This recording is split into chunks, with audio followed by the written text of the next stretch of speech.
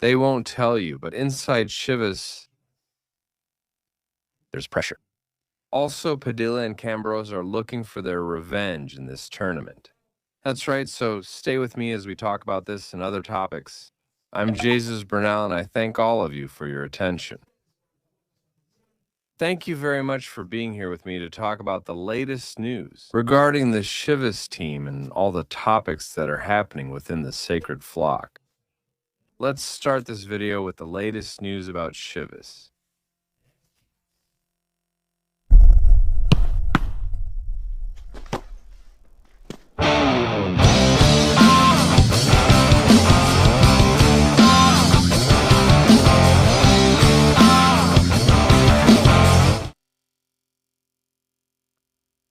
Aren't they going to tell you?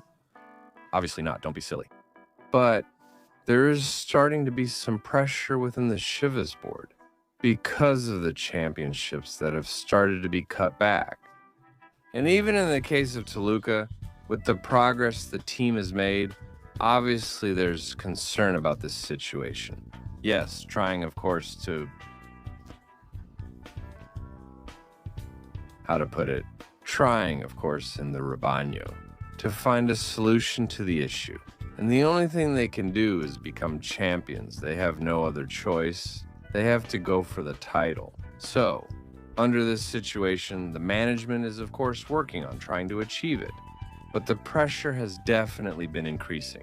Not only because America's already 4 points ahead of Chivas, but also because Toluca has already caught up. And they are, or would be, 6 more months away from this possibly happening.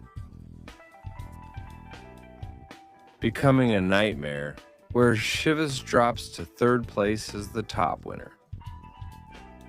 That's why I already mentioned in another video that the demand for the herd is the title that Chivas needs to win. That title, no matter what, is needed precisely to prevent these kinds of situations from happening.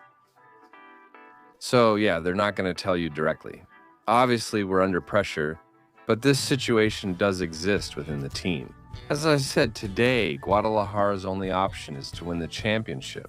You stop this and you go 1 ahead of Toluca, but every time you miss the chance to be champion, it's another opportunity for America to keep surpassing you. Even more so, for Toluca to overtake you, or even for teams like Cruz Azul or Tigres to close the gap on you. Watch out for that too. Watch out for that too. The machine is already running. They trust that this tournament could be the one, and that Chivas can lift the cup. We'll see if it happens.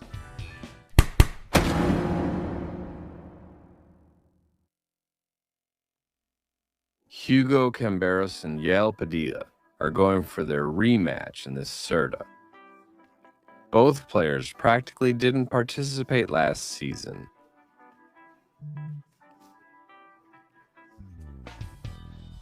Mainly and for other reasons. It has to do with the fact that the U20 World Cup was there, which took up a lot of their time. It really affected them, and in a way it distracted them. And that, of course, ended up backfiring, let's say. It backfired on the Chivas team and on the players themselves because it took them away from what the coach had planned for today. Now, without that, let's call it distraction.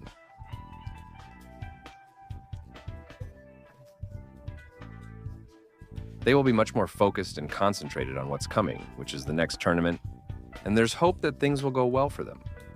That's why they ultimately decided to keep them on the roster. These two. Now they have to be aware of one thing. First, they have to fight for and earn their spot with everything they've got. Milito has already shown he doesn't believe in hierarchies. If you're doing well, you play. But the second thing is to adapt to a role where they can show up. Because if something was hard for them, it was finding their position on the field with Coach Gabby Milito. So, of course, we'll be keeping an eye on this topic and this situation to see what will happen with these two who are looking for that rematch, who are looking for the chance to shine again.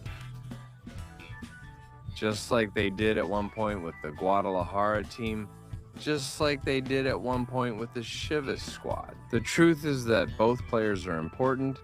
Both players have quality, and I think this tournament could be important for them.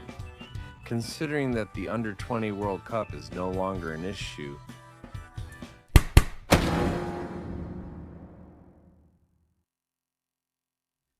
Armando La Hormiga González became the best player of the tournament. This was announced by Liga Mexico itself, with a video where they recognized Hormigol's effort after he became the top scorer. And I imagine that obviously he was also supported by the Chivermanos, who kept voting so that the Otaku of Goals would win this award. The truth is, he deserved it. There were more players in the running, of course, but as it says, you chose him and he earned it. Congratulations to the Chivas' top scorer, Armando González, totally deserved. And as it says there, the Tecate player of the tournament for the famous Hormigol, as they call him, the top scorer. The important thing now, Real, is to stay on top, and hopefully Armando can keep it up to remain at the top. He made it, he already tasted success, he was crowned top scorer with Chivas. Now it's up to him to maintain that level.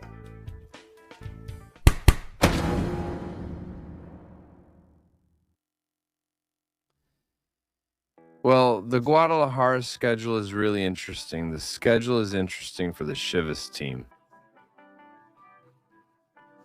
A team that will have tough matches, tough games, but there will also be games, especially the Clásico that's going to take place at Akron Stadium. That's one of the things that stands out the most. Here's a quick rundown.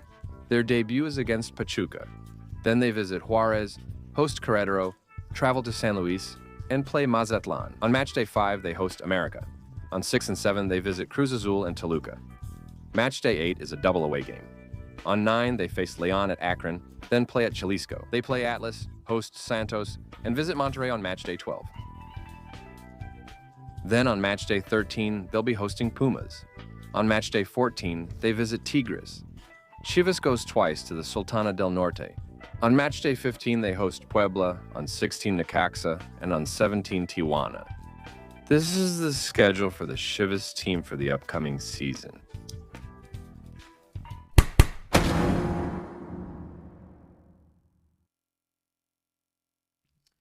And the issue of Teúmbil, which is still up in the air, is still up in the air. Still.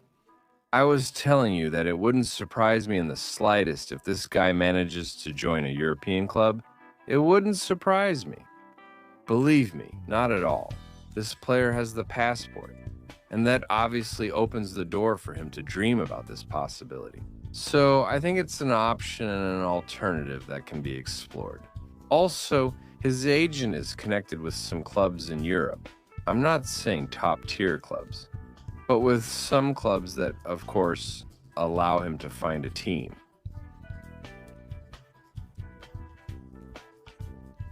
So, he'll probably continue down that path, since nothing has come up from the league so far.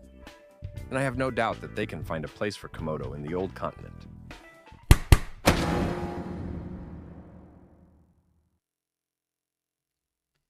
And well, the Guadalajara team is still in preseason. Let's say, now entering the final phase of this stage, where they're going to start trying to find the starting 11. To shape, to correct, to refine, so that the team can be at the level they want to show in the next tournament.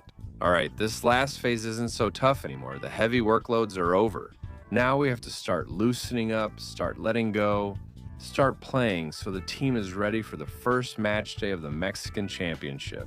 So, for now, what we've had are training sessions. In these last few hours, there will be matches, rest, more training sessions. Anyway, everything is already very well planned and scheduled in Guadalajara. All right, we'll leave this video here. Thank you very much for your attention. Keep subscribing, commenting, sharing, liking, and I'll see you next time. I'm Jesus Bernal. Goodbye, goodbye, goodbye.